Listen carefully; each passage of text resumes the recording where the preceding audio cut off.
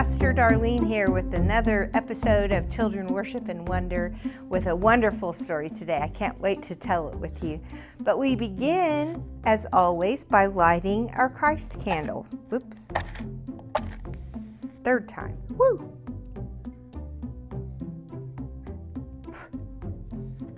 We remember by this Christ candle that Jesus is the light of the world and the darkness will not overcome that light. And down here we have a second story that illustrates a nickname of Jesus. It's Jesus as our good shepherd.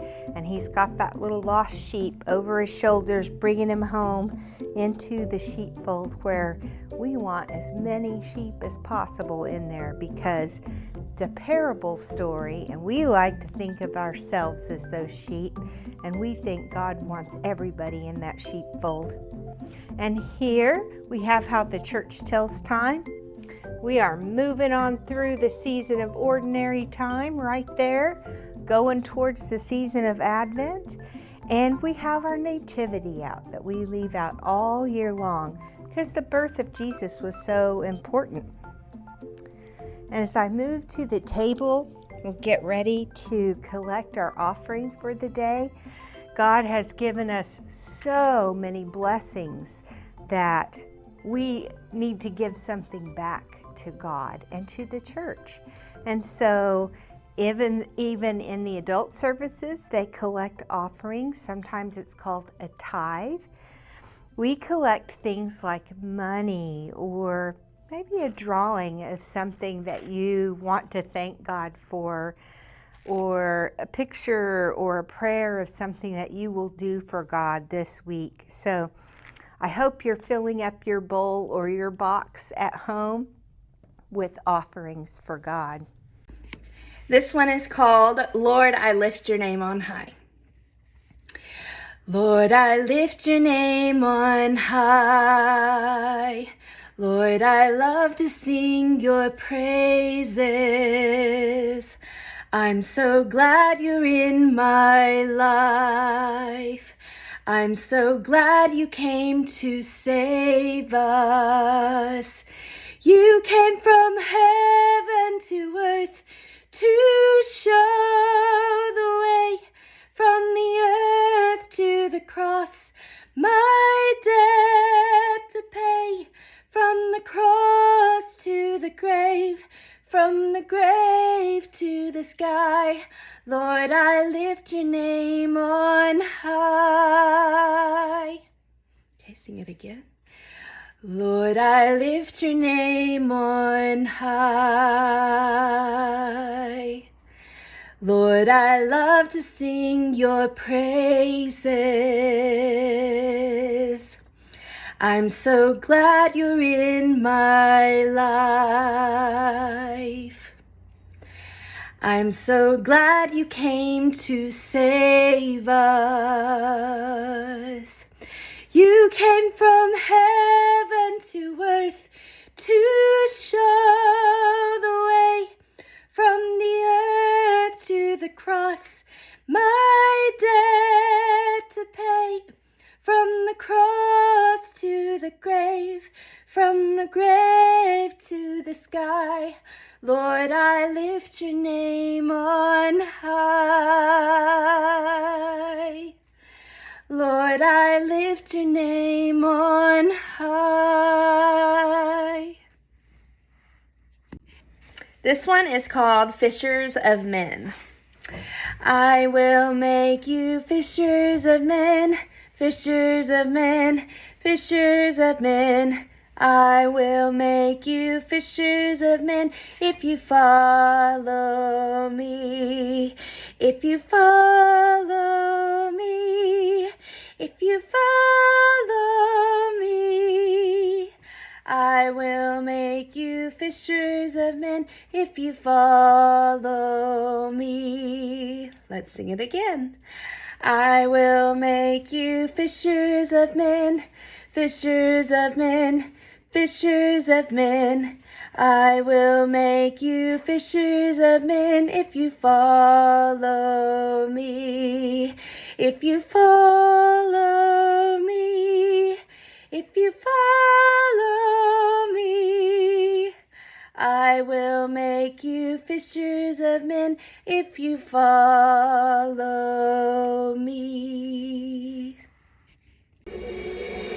This one is called God of Wonders, and there are some motions, so follow along.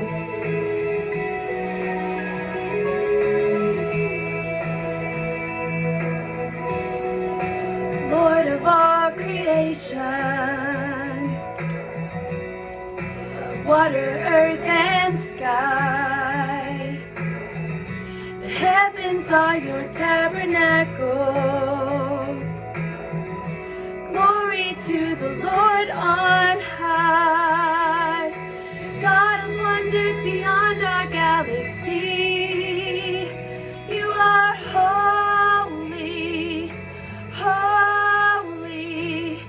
The universe declares your majesty. You are holy, holy, Lord of heaven and earth, Lord of heaven and earth. This is a little dance interlude. If you want to dance, dance. Lord of all creation,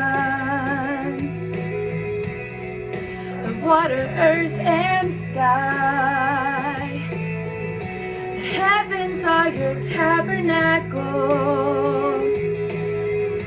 Glory to the Lord on high, God of wonders beyond our galaxy. You are holy, holy. The universe declares your majesty. You are holy, holy. God of wonders beyond our galaxy. You are holy, holy. The universe declares your majesty. You are holy, holy. Heaven and earth, Lord of heaven and earth, Lord of heaven and earth, Lord of heaven and earth.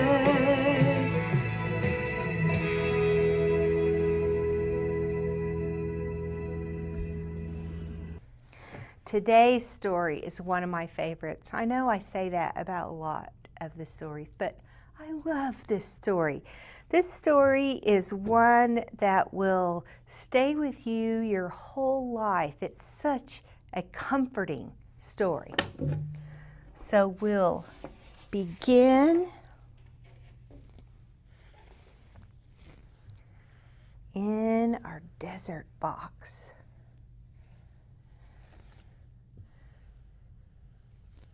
Inside of this box is a small piece of the desert. So many important things happen in the desert that we need a small piece of it in our worship center. The desert is a strange and wild place. At night, it's very cold, but in the daytime, it is burning hot. There's almost no water at all. And the desert is always changing because as the wind comes, it shapes and it molds the sand. So the desert is never the same. Our story today begins with the characters of Abram and Sarai, which I need to go get from another story. Just one moment. I'll be right back.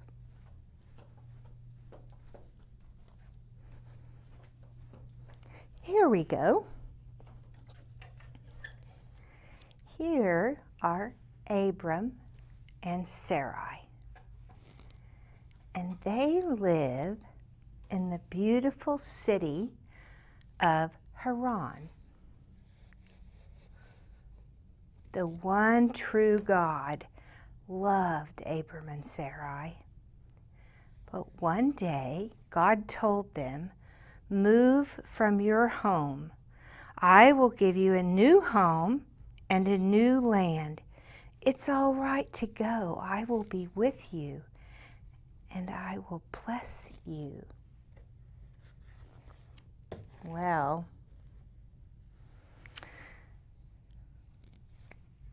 they wondered if they would be safe.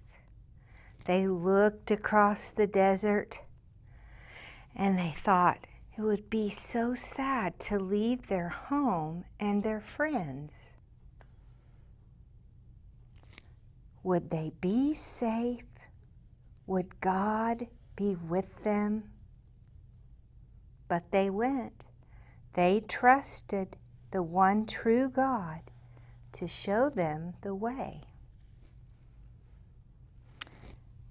They came to the land of Shechem. It was in the land of Canaan. God had been with them in Haran, but would God be here too? And God spoke to them and said, Look at this land. I will give this land to your children." And Abram and Sarai were so happy that God was with them that they couldn't help but give thanks. So they built a special place called an altar, and they prayed their thanks to God.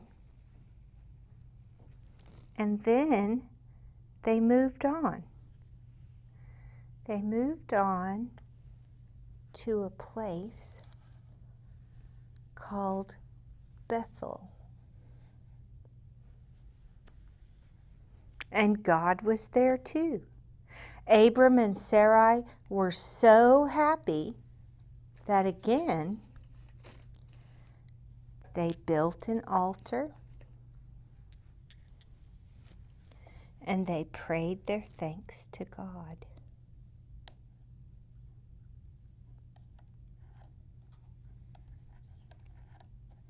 That just doesn't want to stay up there.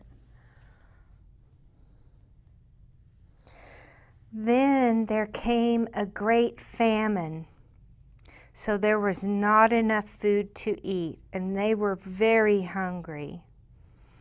Abram and Sarai moved to the land of Egypt.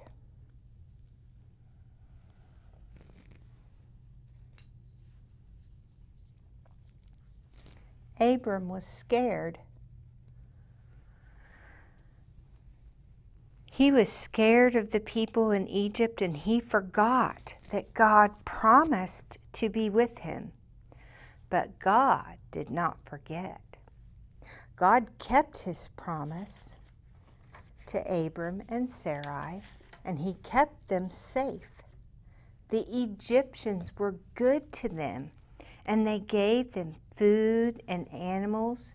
So Abram and Sarai moved back to the land of Canaan, the land that God promised to give them, to a place called Hebron. Abram and Sarai wondered if God would be here too. God had been with them in Haran and in Shechem and in Bethel. God had even been with them in Egypt. But would God be here too? And God said to them, "I will give you many children to live in this land." Abram and Sarai were so happy that God was with them that they couldn't help but build an altar and give thanks to God. So once again, they built their altar and they prayed their thanks. And God blessed them. And today, that same God who was with them in every place and in every time is with us too. God promised to be with Abram and Sarai, and God promises to be with us. I wonder if you've ever moved from a different house to another house, or a city to another city, or even further to a different state in the United States or a different country. If you've had that experience, you know that God is with you in every place and time. But I want you to know that doesn't just mean in the places that you've been, but also for the places that you will go. So maybe you're in elementary school right now, but God will be with you in middle school or junior high school, college. No matter where you go in this world, wherever you live, God will be with you too. And isn't that a comforting message? It's why I love this story so much. Here I am, 56 years old, and I can look back over my life and see how God has been with me in every time and place, even times when I wasn't very close to God. God never left me, and God is certainly going to be with me wherever else I go. I hope you find that comforting too. And as I put away our story, I hope that you will maybe take a pause and enjoy your feast time with your family. Maybe look up this story in your Bible, because it is in, let's see, which chapters? Let me look that up. I don't want to tell you the wrong thing. I know we're still in the book of Genesis. So this story is in Genesis chapters 12 and 13. So let me look at what the headings, the titles say above both of those. Genesis, and remember that the chapter numbers are the great big numbers. They'll be bigger than all the rest of the ones. So it says in chapter 12, it starts with the call of Abram. And then the next section, still in chapter 12, is Abram and Sarai in Egypt. And then, this doesn't want to turn. It continues into chapter 13. Abram and Lot separate. And eventually, if you kept reading, you would find that this is one of the characters in the Bible where God changes their names. He changes the names of Abram and Sarai to Abraham and Sarah. Isn't that interesting? There's not that many characters in the Bible where God changes their name, but every time that happens, something really gigantic has happened to those characters. So he feels like they need a new name. Okay, we're going to start with the last of our smartphone prayers today. So get your parents and have them get on their phone. And there are different social media apps like Facebook or Instagram or Messenger Kids or Pinterest even. Go on to one of those, whatever is your favorite, and just scroll through and look for things that you might pray about. Look right here, Facebook. Today, while I've been filming, Miss Angela and her daughter Abby have been in the 2 nursery rooms, cleaning and putting out new toys, assembling things. And so she has a post about that. And I just thank goodness for all of their hard work that is going into making our nurseries a safe and clean place for our kids when we do get back together. And I have a friend, a church friend, who needs prayers for her daughter. I have another friend that is celebrating an anniversary. I have, oh, how cute. There's a picture from a clergy friend who has a home communion tray that is a box of donuts with the tiny little communion cup in the middle. So how would you like to have that for your feast time? Donuts and little grape juice. And then as there's a post from a friend here at church, Sean Lovejoy, that has a picture of his dog adoring a photo of a tennis ball. I can imagine a dog being in love with a tennis ball. It likes it so much to play with that. So have fun scrolling through whichever app that your family picks, and just thinking about who that person is, or how could you pray and bring that person into the presence of God with your prayer. I know that you have friends that would love to have your prayer. That's all for this week. I will see you again next Sunday, and I hope you have a fun week counting all of your blessings. I'll see you again soon.